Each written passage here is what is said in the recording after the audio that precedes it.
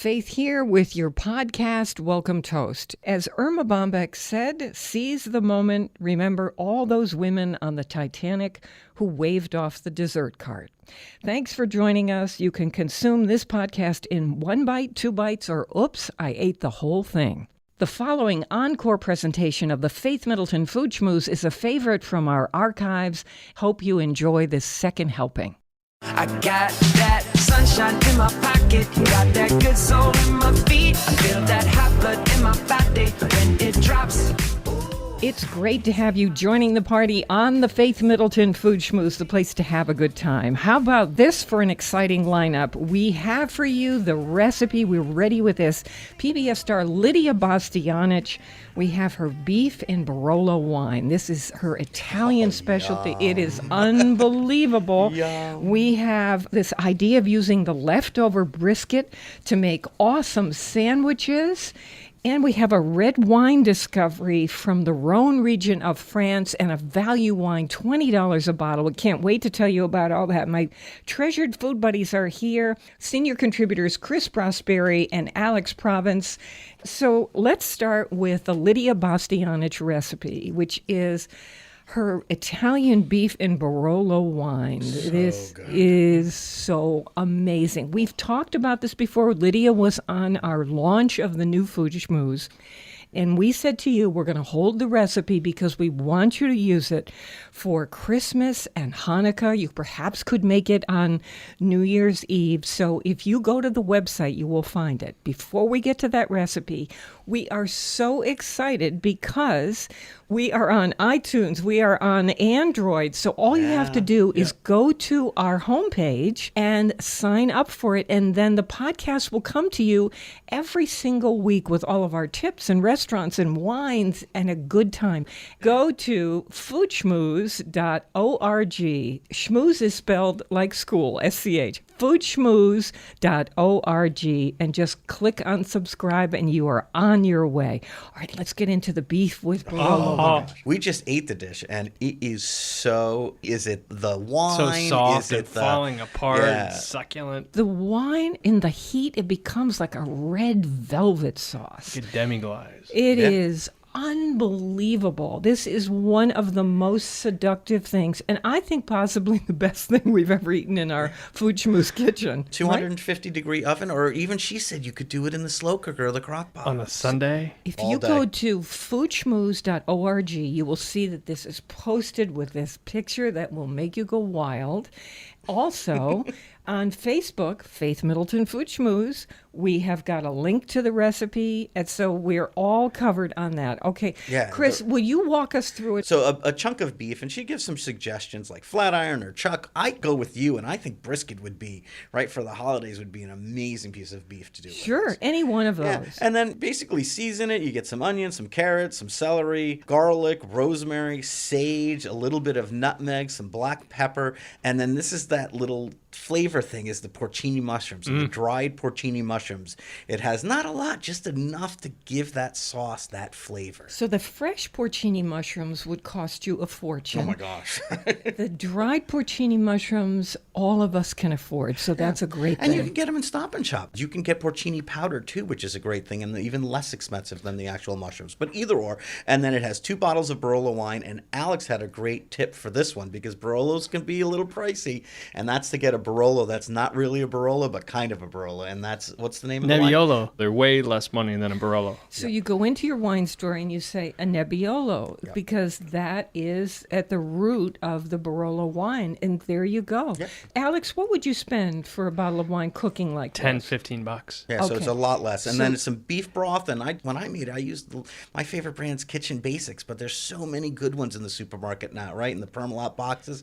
Just a good beef broth. Let's talk about the browning of the meat. You start with some olive oil, you season the meat. She does it at a big Dutch oven, but you brown it on all sides on the stovetop. It takes about 8 to 10 minutes to get it. And you want to do a nice medium-high heat so it gets nice and crispy on all the sides. Floured or not floured? No, she doesn't use any flour, and I agree with her. That's not necessary. I agree with her, too. And here's the thing. Whether you are a cook or not, if you're browning something for the first time, You can leave it there a little too long. That's the mistake I made when I was starting out cooking.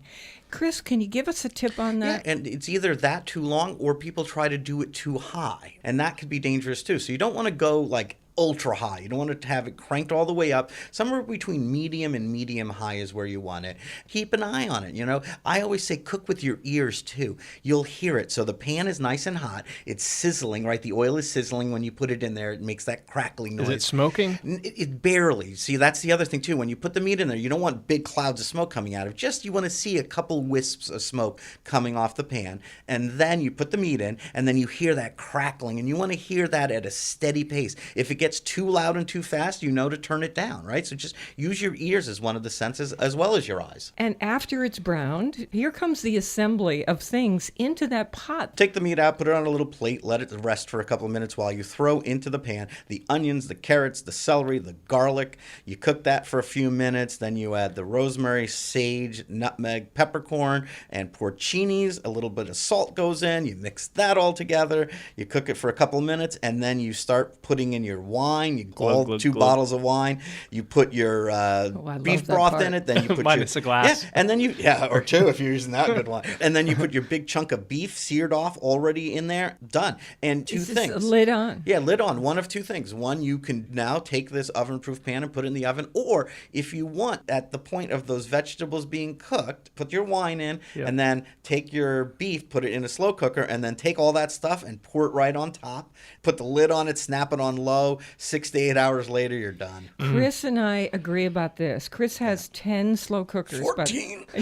And that's why I'm investing in slow cooker stock. No kidding.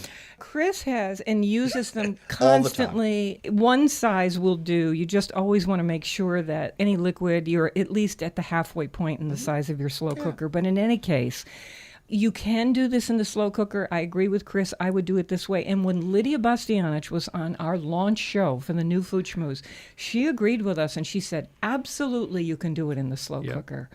With the wine poured in, just like we were talking about. Chris, if the liquid does not come up to the halfway point, would you add additional water? In the slow cooker? Yes. No, I wouldn't, because what I would do instead is I would take a piece of parchment paper and just sort of lightly press it on top, covering it, and then put the lid on it. And that sort of traps those liquids, and it steams in there. Yep. And that's just as good. You mean directly on the meat? Push it all down. Push it all the way down to the top of the meat. The liquid's not quite coming up halfway, but you can still put that piece of parchment on top, and then it sort of traps the steam in there, and it steams, and then you don't have to worry about the top part drying out. Can I tell you, we've talked about the cooking by the senses, the nose, the aromas coming off of this. Alex, we are joined in this. For some reason, this is so unctuous, so umami-laden. It's like Chinese food where I say, I would like 5 servings of this, please, for the holidays, to appreciate the spirit of life and giving and each other and whatever you want. This is the beauty. It is on our website and on Facebook. So go to Food Schmooze, S-C-H, foodschmooze.org, and you will find it there under recipes. Also, let's get to this wine. If you could just get that into the glass. Alex, this is a wonderful discovery. Alex is a wine broker. Oh, thank you. My favorite sound. Me too. This is, well, maybe the cork on a champagne bottle. This is my second Let's do that favorite. too. Okay, so this is La Font de Notre Dame, and it's called a Rasteau. This is all on the website. 2012. This feels so real and rich. You're in the south of France, so it's hot there. It's sort of Spain-like, and you grow this juicy Grenache. Very, very soft tannins. Soft tannins, which means it's gentle on the mouth. It doesn't have that dry out your teeth, which means you drink it and it's soft and juicy and flavorful. And you can tell it was grown someplace hot because it has that ripeness, like a ripe tomato in the summertime in August. We love to experience food sensually on this show, but the other reason is to say all these qualities that Alex is describing mean that this wine is beautiful with food. Like an English cheddar. cheeses, turkey, and Chicken and duck. a roast chicken, sure. I think of cassoulet and stews, and my mom makes this beautiful like braised beef, or like the beef we're having now, a slow cooker food, autumn food, stuff that you're cooking for hours and hours. This is a wine that if you had something sturdy for lunch, of course you could serve it, or for brunch, with bacon and all that. But for dinner time, when the chill comes at night, this is a cuddle up wine. Just sit there and have a glass of this with By a the friend. fire. Yeah, if it's cold enough to have a fire. Yeah. And if it's not, just sitting with a friend or your partner, wonderful to just sit and talk with this wine. This is a beauty. It's like macaroni and cheese wine. Yeah. Stuff That's that what you I would was put in the oven. Anything in the oven. I was thinking good heavy. $20. Yeah, I was thinking fatty stuff because it does have that cleansing property, right? Where you take a sip and it opens up your palate again to take another spoonful of whatever you're eating. So what I hear in what you're saying, Chris, is the balance of this wine, the cleanness of it against fat. And so that kind of melding of those two opposing forces is what makes it a beautiful, beautiful food experience for a wine. And I love the bottle. In the south of France, I always like emboss the bottles, and it's so heavy. It weighs a couple of pounds. It has that cool sort of, they always, in the glass, they put the embossed sort of, symbols, and it's just like a heavy winter bottle. Meaning that at $20 a bottle, this drink's like $30 a bottle. And the other thing about this is, because of that embossing, that stamp on the glass itself, if you bring this as a host gift when you come to somebody's house, it has that wonderful look. Please go to the website or to Facebook, and we will tell you exactly what to say. And we try and make this as easy for you as possible. We have a photo of the wine label, which you can then use to read if you're going to call ahead to your wine store. We tell you what to say. If you want to just show up at the store, take out your smartphone and show them the label and say, do you That's have what this? I do. I like to call ahead so that I'm not making a wasted trip. And the distributor should have it within 24 to 48 hours for you. I have heard what I consider this urban legend for years of these towns in France and Italy where there is in the central square a fountain and wine pours out. Proposed health benefits, right? Alex, you've been to Spain many times. Are these things real? Chris, your family's Yeah. from France. Is this real that there are fountains in Italy, France, Spain, and who knows where else? Has anyone why? actually seen this? No, I haven't. Have you? I mean, I would not only go, I would be there with like bottles to fill them up for the night. So I've heard stories of Spain with wine flowing out, like in Pamplona or San Sebastian. Can I do an assignment here? This is right straight on the show, happening in the real time of this show. Would you look that up, Chris? Wine fountain. You know what makes us want to get up in the morning on this show? The idea that we find talented people doing amazing things, and we curate for you, and we say to you, look at this, experience this. This is wonderful. This is why we do what we do. It makes us thrilled when you tell us, when you talk with us on Facebook and tell us that you have experienced something, or you join our conversations about these questions and debates. And I'm on there as much as possible to talk with you, and it is an absolute delight for me. So when you're there, if you feel inclined, please like us. It makes a difference, and we know you're there when you do that, and it's so great. And if you do like us, you're at the head of the line for our hot tip feed. Here we go. Are there fountains anywhere in Europe or anywhere in the world where wine is pouring out of a fountain and you can go with a jug? It is true. Not all the time, but this is one from Italy, and the headline on it is Italians Turned Water into Wine. And it's basically Marano, which is a town south of Rome, and they have every year a grape festival. How do you spell it? Marino. Marino. Sorry. We must Marino. go there. And every year they have a grape festival, and during this grape festival, the main fountain in the town square, they change from water to sparkling white wine. Sparkling White wine, my wine. favorite. Right? Are we going? You know how you bring your olive oil bottle now to different markets? Think about the possibilities. You would just bring your jug, just like you're doing in the I love it. Why not? I Or still you think could you're just go supposed to have put l- your face Yeah, underneath you just it. go have lunch there, right? And sit nearby, and it's like, oh, look, Oh, I'm almost wonderful. out of my glass. I'll just walk over to the fountain. I bet people do picnic. Is it continuous? Is it continually pouring out? Because if it is, I'd feel wasteful. Like I'd have to keep See, drinking maybe it. that's what you have to do then. Thank you, Alex Province, who's a wine broker, for this discovery of this wine. I want to play a game with you. Are you up for this? Uh-oh. This is our free association food word game called Whisper That in My Ear. Toasted nuts, Fireplace. Cassoulet, double chocolate cake, German chocolate cake. duck confit. brownie a la mode. Okay. It's your game. Ice cream. Oysters mignonette, Ice cold beer, Oh, chopping wood. michelada, Bing cherries, Springtime. heirloom tomato. crispy fat, Oh, France. Ooh, Spain, hot donuts, Coffee. apple cider. crispy bacon. Every day. You got it together. Baby, keep on. Oh, you got it together, baby. I'm going to tell you about a place that makes the most amazing brisket sandwiches at lunchtime. You can get them anytime, but if you can't go there, he's giving us his recipe in a way. He does it out of his head. We're going to do the best we can because I interviewed him over the counter.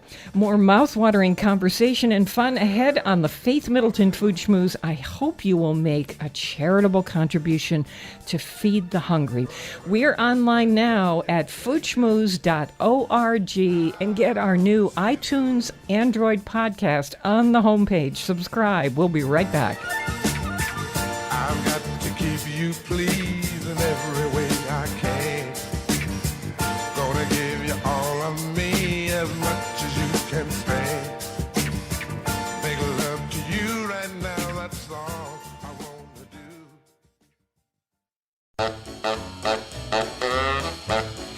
Beans and cornbread. Beans and cornbread. Beans and cornbread. Beans and cornbread had a fight. Beans knocked cornbread out of sight. Cornbread said, now that's all right. Meet me on the corner tomorrow night. I'll be ready. I'll be ready tomorrow night. I'll be ready. I'll be ready tomorrow night. I'll be ready. I'll be ready tomorrow night. That's what Beans said to cornbread. We have a free podcast for you, meaning you'll never miss a drop of pleasure. Just sign up for it once at our site, and we will automatically send you our show every week so you can listen on your schedule and hear about all the things we have. Discover the delicious food, wine, events, and cocktails that we feature. Just go to our homepage, foodschmooze.org, and you'll see subscribe. I'm with my treasured food buddies, Chris Prosperi, chef and co-owner of Metro Beast Restaurant in Simsbury, Connecticut, wine broker Alex Province, and here we go. We've got that party punch that I was talking about. Anthony DeSerio is our chief cocktail contributor. We said, Anthony, with the party season just about to be in full swing, can you give us a punch? I'm envisioning a big glass bowl, Yeah, as you walk in. the ladle, nice glass cups. And people still do that. I've been to parties where I've seen bowls of punch. This is really the way to go, I think. I mean, who can stand there for a giant crowd making one cocktail at a time? That's kind of tough. Plus the festive feeling that you get from some of these punches, and this is one of them. So this is a Joyful New England punch. It does about 30 people. We have the recipe at foodschmooze.org. Here is what is in this: white sugar and brown sugar and water, lemon juice, cranberry juice, dark rum, and we tell you what kinds that Anthony likes, and a quart of cognac. And then 4 ounces of brandy. He is loving peach brandy at the moment. And there you go. He gives a brand that he likes, but you certainly can use whatever brand you have around. Anthony takes a mixing bowl the night before and he fills it with water and then puts it into the freezer. So he makes a big ice cube. Yes, individual cubes melt fast. They're going to add a lot of water to your cocktail. That's why you see restaurants investing in large cube machines so that there's not so much water going into your drink. I bet you could use a bunt pan. That's a wonderful idea. I've even seen the one that looked like a cathedral. Sure. From Yeah, you like could the make it fancy whatever you want. stores. Yeah. I agree. Like the a kind of a spires. castle kind Yeah, of you got feeling it. to Floating it. castle. So he uses this bowl, whatever you want to use, and then pops it out about an hour before your party is to begin into the punch bowl so that it starts to chill, and it will be a slow melt.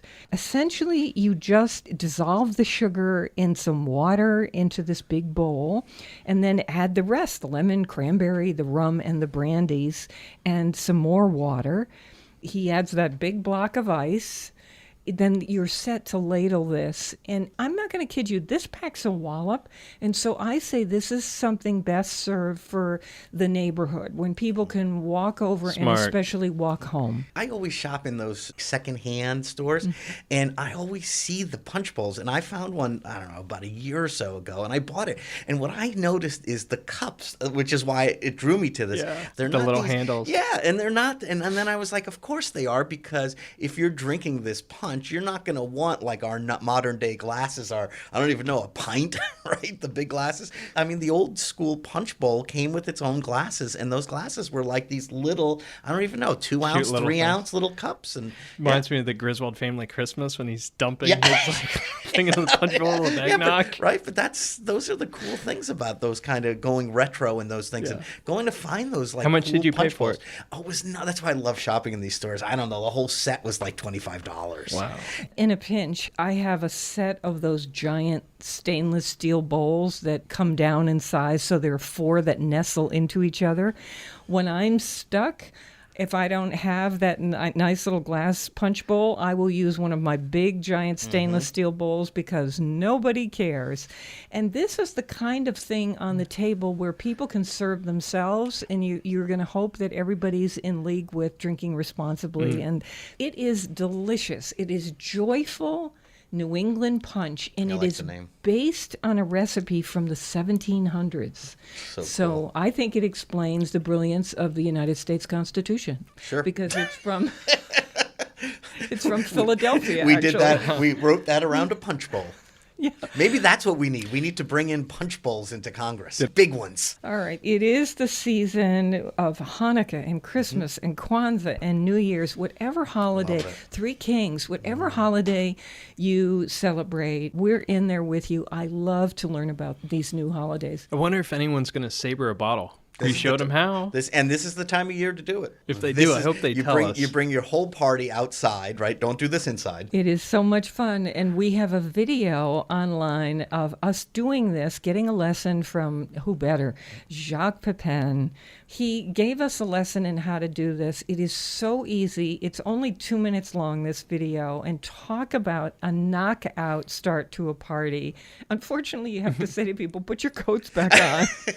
But I think it Well will be worth it. worth it. Alex, you're one of our style mavens. One of the things that I would do for a party at the holidays is to give everybody a sparkler and bring out the bottles. You don't have to have an expensive champagne for this. You can use a relatively inexpensive, as you'll see in the video, sparkling wine. You will see there's a seam on the bottle. We tell you just how to do this, and you can use a regular kitchen knife. I have even done it with a spoon, believe it or not. Doesn't take any force. You slide it up the bottle, and the top cleanly explodes off, as you'll see Jacques doing it. It's a pretty wild video. Then you just pour it in glasses, and then I would light everybody's sparkler and say whatever you want to say. Festive. Yeah, that's great. right? If you're going to use a kitchen knife, it's better to use the dull side so Okay. as not to damage the sharp, valuable That's part. the cool thing about this is that it breaks at that seam. Keep the little kids out of the way. Anything you need to do to be safe. Okay. Let's talk style for the holidays, no matter what your festivity is. When I go to my sister's house, she has spent so much time. It is her engagement with creativity to put wreaths up on the doors, and you walk in and, we celebrate Christmas. And so you see this beautiful tree decorated at Christmas time. When we did Thanksgiving, she had a beautiful runner on the table, and she had put candles and leaves, and, she does that. What do you folks do? We try to emulate a like a Victorian English Christmas. So I go to the grocery store and I buy boxes of clementines. I put them in triangles. I buy walnuts. I put them by the fireplace. I buy chestnuts. I have a chestnut roaster pan. We buy chocolates and truffles, and everywhere you look, I try to put like these little delicacies around. And when we have people over, I kind of want them to go around and be like, hey, some clementine, or let me roast a chestnut. I'd be hanging over the truffles. That's Yeah, what I'd that's be. Truffle. My family's European, and my mom, and everyone still thinks we're crazy, and I have to preface this by saying that, yes, my brother is a fireman, and he still allows this. My mom actually has candles on her tree. Oh, wow. We've done this since we were born. In a real tree. In a real tree. And I've we don't heard- keep it lit. You know, it's not like it's lit 24/7. She just No, of lights course it not. when we're there, and we stand around it, and there's something about the glow. And we Oh, unplug it wow. because when it's not lit with candles, it has lights on it, but we unplug it, we turn off all the lights in the house, and my mom lights the tree, and we just keep it lit. beautiful. Yeah, we keep it, maybe she keeps it lit for like 10 minutes, and we're all in the room. And then how do you blow them out She as has they a go special toward thing that, you know, like almost like what sniff- you would, like what you would see snuffer? it. Let me just say, this is a European tradition, Yeah. and we are going to get emails and Facebook comments from people saying this is not safe. You know, fire departments say, do not do not this." do this. Because at the holidays, we all know houses burn down, apartments burn down. There are a tremendous number of fires from people doing wacky things during the holidays. So I welcome your story, and I'm saying, unless you grew up this way, honestly, don't try this at home. Yeah, and I have to be the one, I guess. We have to start thinking about passing down traditions. And this is where my brothers are with me. Like, do we do this? My older brother, of course, the fireman, like, heck no. He doesn't. I don't even think he has candles in his house. They're all electric. He doesn't even like it. I feel this thing that I want to, right? Are they like carry- little heirloom candle they're holder special, things? Yeah, they're heirloom candle Yeah. holders. They're special beeswax candles that burn at a very slow rate. And Keep the don't- tree they really well don't watered. drip. They don't drip. And again, you don't keep the thing lit. It's only you keep it lit while you're standing there. Here's a question about the holidays. Do we have the time anymore or the inclination to do what Alex and Matt do, where they go around the house and create this Victorian scene? Do people have the time for this anymore? Because in the end, of course, it doesn't matter. It's the getting together with friends that is the real glue that keeps us happy and gives us a sense of community. But have we lost some of these traditions? When people come into our house for a Christmas party, you could see their faces. They're so happy to see everything that's decorated. And this is what being alive is all about. Okay, here we go. We're going to talk about leftover brisket or making a brisket from scratch in your slow cooker, as Chris likes to do, and I like to do, or And I like in to the eat. oven. Yeah, me too. I just never tire of brisket. So we want to talk about leftover brisket. It makes awesome sandwiches. So I'm a regular at the Orient Country Store. It's a very charming lane called Village Lane on the North Fork of Long Island. And there's a cook there, Grayson Murphy, and he serves up these fabulous brisket sandwiches at lunchtime. Of course, he's the kind of guy who does not write down this recipe. He does it from gut. He does it from instinct. So here it is. What you can do is listen to this and say, I see what he's doing. And do you whatever brisket you want and make your own sandwich. And at the end, you'll see that Grayson adds some things like a barbecue sauce and bread and butter pickles and a little tomatillo sauce, which you can buy in a jar in the international food section of almost any supermarket. This is exactly how he dictated this to me over the counter. So you want to buy a brisket at the meat market and make sure that you ask for one that's on the fattier side because that means you can cook it longer. I make this marinade by combining pureed garlic and chili powder and some ancho chilies if you can get them. Whatever chilies you can get, a little brown sugar and mustard and smoked paprika and some dry oregano. I put all that in there. It makes this paste, and then I rub the paste all over the brisket, get it ready to go into a pan. I wrap the beef and the pan all over tightly in plastic wrap, and I put that in the fridge for a day or overnight. Nice. Then I take it out, preheat the oven to 325. Then I get out a Dutch oven and I put thick slices of onion across the entire bottom of that Dutch oven. I add bacon fat or olive oil or both. And then I put the meat in resting on top of those onion slices. And then I add a can or a bottle of craft lager beer and about 2 cups of water. I put the lid on the Dutch oven, and I let this roast in that oven for about 4 hours. Nice. And when it turns to the 4-hour mark, I move the lid slightly ajar, and I let it keep roasting for another maybe 20 minutes. I feel like he says that concentrates the sauces in this thing. Sure. When I pull it out of the oven, I let it rest for at least a half an hour or even overnight. He said it's incredibly tender. And if you want to serve it the way I do at the market, you chop the meat, big slices, and then you chop it up and you layer on whatever kind of bread you want. You layer on the meat, some bread and butter pickles, a little touch of barbecue sauce, and a little bit of jarred tomatilla sauce, that Mexican sauce from the supermarket. You can go on a soft roll or on rice or paleo style on a bed of arugula. No wonder you're there all the time. That is Grayson Murphy's sandwich at the Orient Country Store on Village Lane in Orient, Long Island. Isn't that something? That's just yum. So you can do your own version. Just add the barbecue sauce at the end, make brisket. Whatever. What kind of roll would you, or bread would you put this on? I like a crusty bread. You mean like a hard surface? Like a hard surface, because the meat's soft, so I like a crunchy bread. So you like contrast. Yeah, I like the contrast. Bantam Bread is not too far from where I live, and they do this good, crunchy country bread with the crust that sort of, when you slice it, it all breaks up. Oh, so yummy. Oh, that is good. I'm your opposite. I like soft to go with the soft, but this is really your taste, whatever works. I would love like white Wonder Bread. Sure. For cooking the brisket, though, I have a quick one, too, from Lee White. It's not so much what she puts in it, it's how she does it. Okay, so even if you make it his way or whatever way you make it with a glaze or whatever, and she does hers with Coca-Cola, like the I old, love right? that. The old style. I All right, love that. but the way she does it, I think we have a recipe somewhere in our archive. Go ahead. so she takes a roasting pan and she takes 2 large pieces of tinfoil. So just rip yourself, like, I don't know, 2-foot pieces of tinfoil. Put them in the roasting pan as a cross, right? So 1 piece this way, 1 piece the other way. And then you take your brisket, and it doesn't matter if you have it marinated or if you just do it plain with a little salt, whatever. And she does hers like always with Coca-Cola. But you take it and you put your brisket in there, and then you fold it over. And you could put onions in there, you could put mushrooms in there, and you fold it over like a packet. And then you roast it. Does she seal it up? She seals it up like an envelope, crimps it up really well, so it's sealed in there. So right? steaming in Coca-Cola. Yeah, and again, not a lot of liquid, right? So you don't have to add a lot of liquid to this. You just want to wet it down. And oh my gosh, really? It just slow roasts in this packet. Concentrate. It's already a concentrate because you don't have a lot of liquid in there. Like when you're braising, and even though I love the slow cooker, when you're braising in that, you have a decent amount of liquid.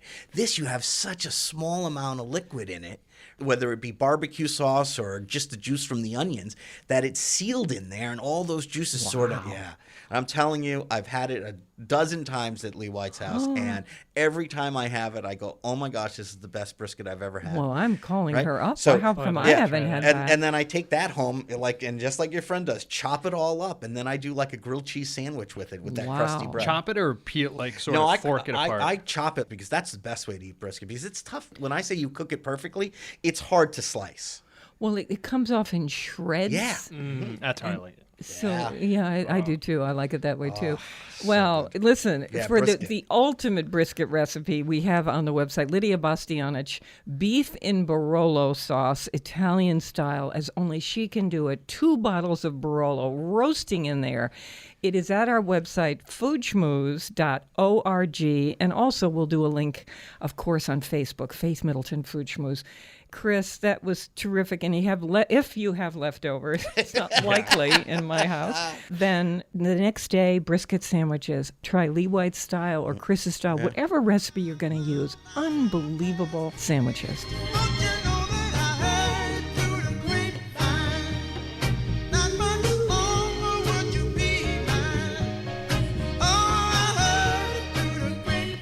Quick note, we say, of course, especially to our Connecticut vineyards, if you want to send some wine over for us to test and talk about on the show, we would be delighted to receive it. We're so proud of the vineyards in Connecticut and Long Island, where we have many listeners.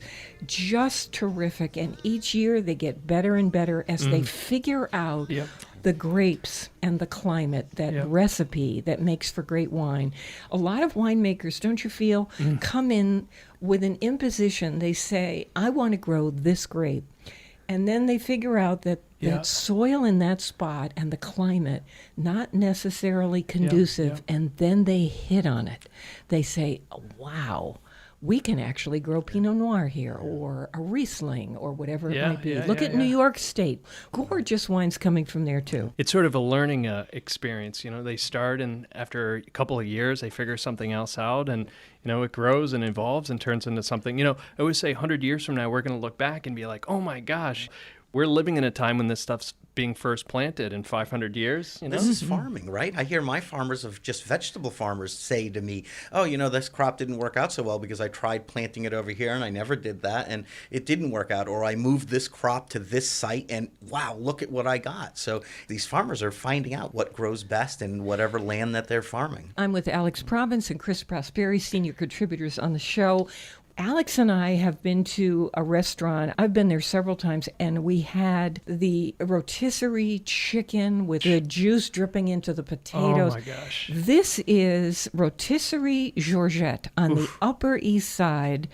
I'm here to say that was a good spot for us in terms of nailing amazing food.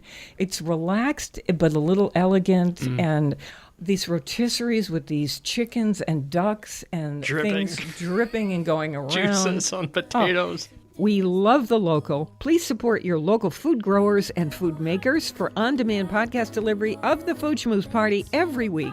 And to find terrific food, wine, cocktails, restaurant recommendations, hot topics, our short, fun streaming videos, and the recipes we feature, we are always online talking with you at foodschmooze.org. We'll be right back. Candles are burning low, one for each night. They shed a sweet light to remind us of days long ago. One for each night. They shed a sweet light to remind us of days long ago. Hanukkah, oh Hanukkah, come light the menorah. Let's have a party, we'll all dance a hora. Gather round the table, I'll give you a treat. Dreidels to play with and not 'cause you eat. Dreidels to play with and not 'cause you eat. And while we are playing, the candles are burning low. One for each night. They shed a sweet light to remind us of days long ago. One for each night. They shed a sweet light to remind us of days long ago. One for each night. They shed a sweet light to remind us of days long ago.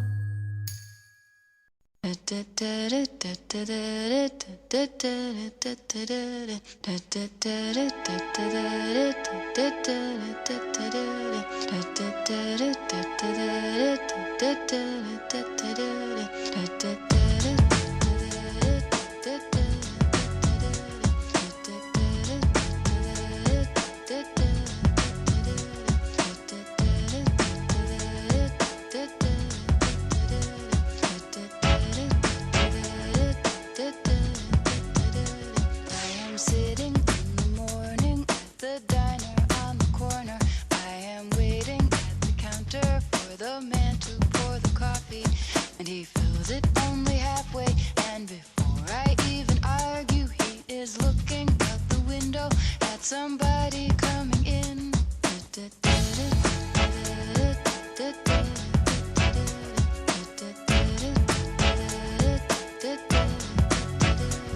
It is always nice to see you, says the man behind the counter to the woman who has come in. She is shaking her umbrella, and I look the other way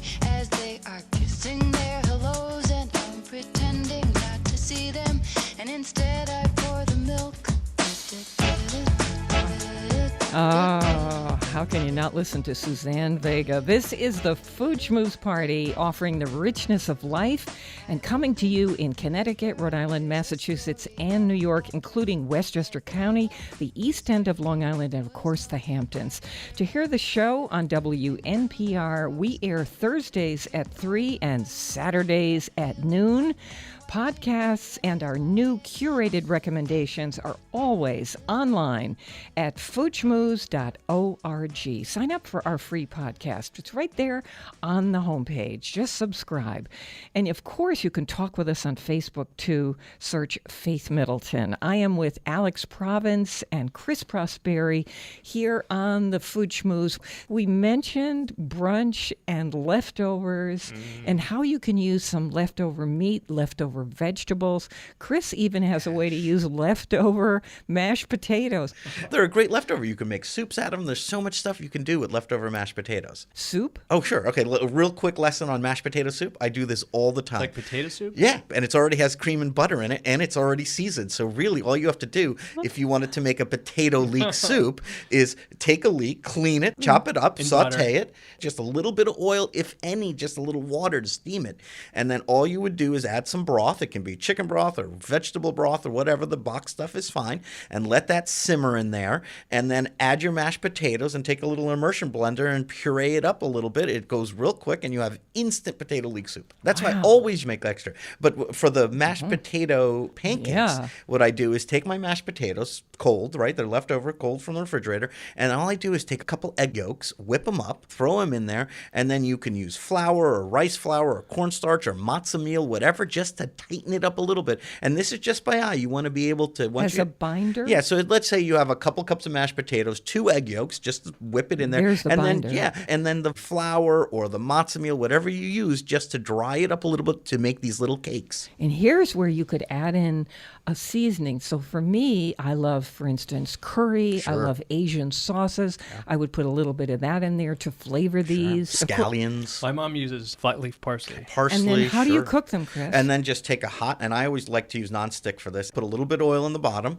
and then you just sear them on both sides, and they're done. You just have to cook them till the egg cooks. So it's very simple. And will they turn golden brown? Yeah, they turn nice and golden brown because think of all the butter and cream that's in there. They turn this beautiful golden brown. And then you can fry an egg in that same pan and then put your potato cake down and top it with your fried egg and a little bacon. And everything can be cooked. If you have a big one like I do, you can cook it all in that one pan. What I like about what you're talking about is that if you're having people over for brunch, maybe you didn't have leftover mashed potatoes, but this is a do-ahead brunch idea. You could make the mashed potatoes that Chris just brilliantly described the day before so that you're not crazy on brunch day or the night before. They're in the refrigerator, and then do what Chris suggests. So when does the egg go on? Oh, so I would put a couple pieces of bacon in the same time I put the potato cake in if I was making a whole breakfast. Get the bacon going, get the potato going, and when I flip the bacon and the potato, which would be around the same time. So this would be for about 2 people, Yeah, then right? I'd crack 2 eggs in there. Then when the egg is cooked, the bacon would be fully cooked, and then the little cake That's you get. 2 people. What if you're having 4 or 6? Then you have to do it in different batches. So you would Okay. do your bacon first because that can sit the longest, right, on the side. Then you would do your potato cakes, get them nice and hot, and then maybe leave your oven on at like 200 with the door open, and you can put them on a little cookie sheet to keep them warm. And then you fry your eggs, and then you assemble it. Different style Beautiful. of cooking, whether you're cooking for 2 or 6 or 8, right? Absolutely beautiful. Can you still do the champagne? Well, It's what not your brunch job. without champagne. Yeah, that's your Alex, job. what would you serve champagne or sparkling wine with eggs? Yeah. We actually, even on Sunday, sometimes do a beer. Yeah, sure. A Bloody Mary would be great with Oh, this. those are good too. So what wine would you serve with this if you're an alcohol drinker? Think about this. Eggs, bacon, possibly. A potato cake. pancake. Since it's brunch, I'm thinking a Riesling. It's gentle, it's easy, maybe a tad residual sugar that's It's pleasant. kind of lower alcohol content. Yeah, I That's like that nice. idea. Yeah. And Riesling is beautiful. It's not a sweet Riesling, by the dry, way. right? This is dry. We had a Hugel from Alsace. Oh my that gosh, was so so good. Very dry that we recommended with Thanksgiving turkey. That would be beautiful at a brunch like this. Want to just keep going Yeah, with brunch. some of these brunch ideas, because this is a time when we're having lots of guests. Let's do one more. Alex, you do eggs and tomato. So in our refrigerator, we always have like half-eaten bottles of pizza sauce and tomato sauce or whatever. So you can take all of those, put them in a saute pan, heat them up, maybe add a little olive oil, and then if you make little pockets, like you scoop out like a little hole In the tomato sauce? in the tomato sauce in the saute pan, you crack a whole egg and you just drop it into these like little circles that you've made With a in the spoon. tomato sauce with Yeah. a spoon, and then you put a lid on it. The steam will cook the egg, and you plate it sort of a scoop of the tomato sauce with the cooked egg on a Sounds good, plate, doesn't it? and you cook it so that the yolk is still soft, and the yolk runs into the red sauce. So that's in Spain. Your mother did this. This is also a Middle Eastern tradition, and we probably find out this is spread through many sure. cultures. What a wonderful combination. Now, on the egg thing, there's so many things you can do when you have big crowds. And one that I found recently is that you take white bread, cut the crust off it, and I take muffin tins, take a heavy rolling pin, and I just roll the bread out. So it makes a nice little flat square. Pepperidge Farm. Yeah, Pepperidge Farm, whatever brand, I Yeah. don't care. And then you take your muffin dish, and I just take a little cold butter and butter it each little round, and then I press my bread.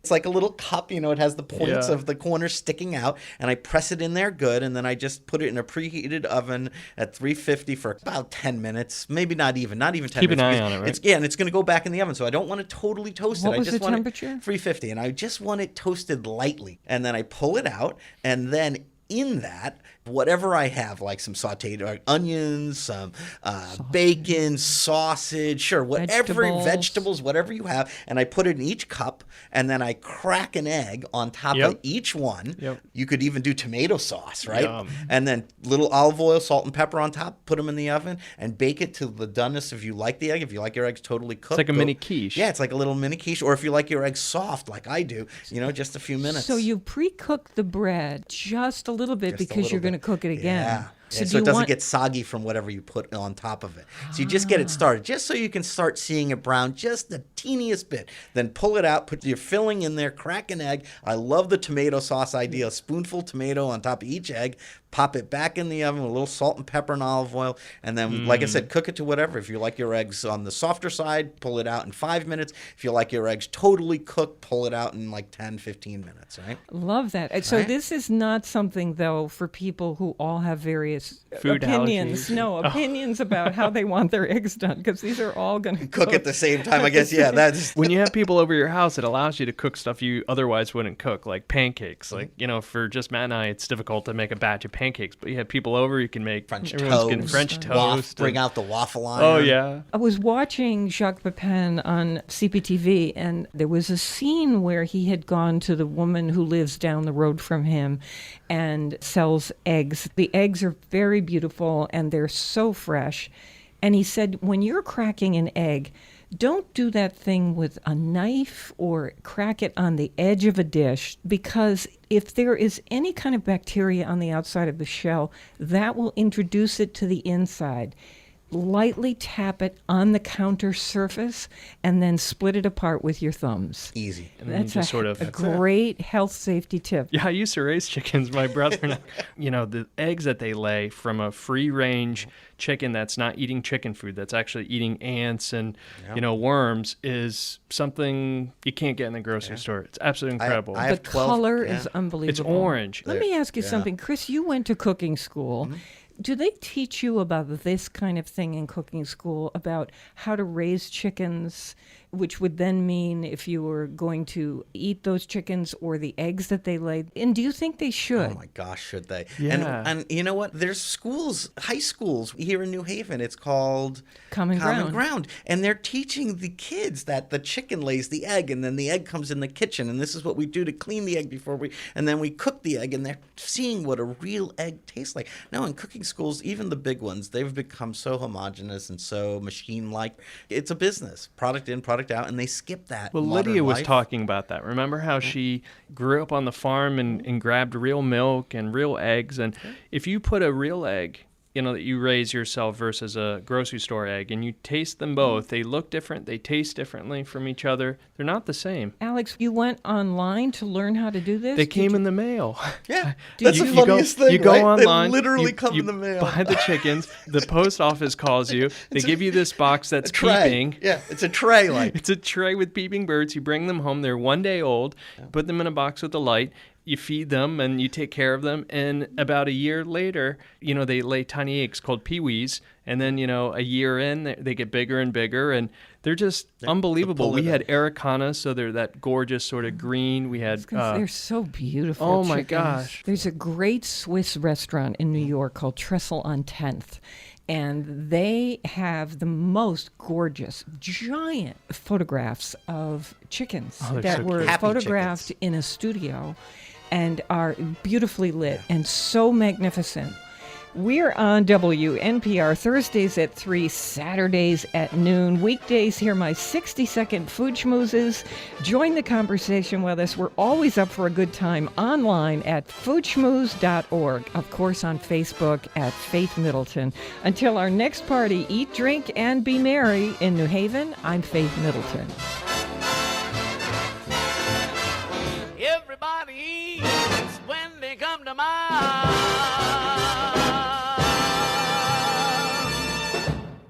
Hey, thanks for listening to the podcast on your schedule. And when you need a little more party in your life, we're here online at foodschmooze.org. And we hope you'll talk with us on Facebook. We're at Faith Middleton Food Schmooze.